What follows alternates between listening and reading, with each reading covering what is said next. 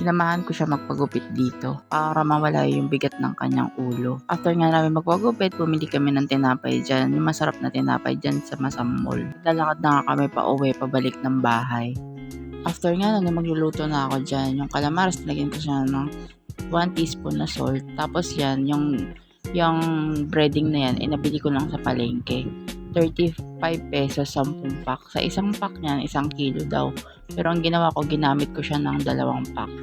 Kasi masarap yung breading na yan. Tapos naglagyan ko dinagdagan ko dyan ginawa ko 1 cup of flour yan. Kasi pagka gagawa ka ng calamares, kailangan madaming harina.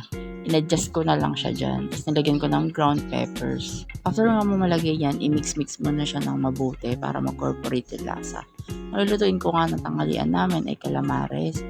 Tapos, ginisang ampalaya, steam na okra, and dahon ng kamote, at tsaka pritong hito. Gawa ko nga dyan, inuna ko muna yung mga dapat ubusin na. Yung mga nakaraang nabili ko pa sa ref, ay binatira pa.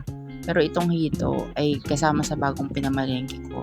Request ng pamangkin ko ang pritong hito. Dati nga yung pritong hito ay nabibili lang namin pag uuwi kami ng Pampanga o kaya pupunta kami ng Bulacan. Ileti Leleng. Pero ngayon nga ay nabibili na rin siya sa Balintawak. Ang tamang pagluto ng calamares ay i-dredge mo muna yung pusit sa mixture mo na flour.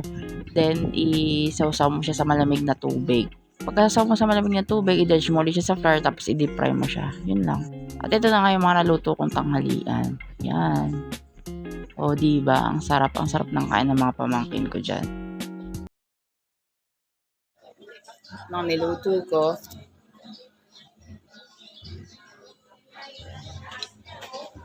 dalawang calamares, ampalaya, dahon, isang pritong hito. Sorry. Ano yan?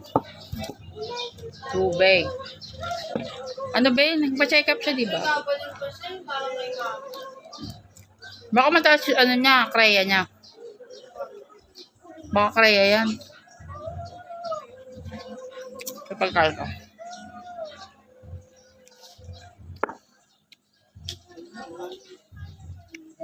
Kain na kayo. Luto na. Haggard ang tita nyo. Haggard ang katati. Tawag ako. Na?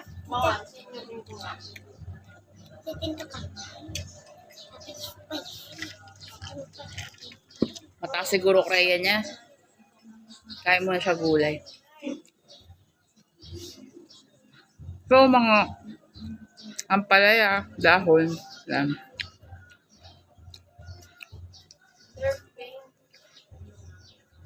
Pag nainom niya na yan, gagaling na yan. Huwag lang mo nang kumain ng mga mamantika. Yummy, bro. Sarap.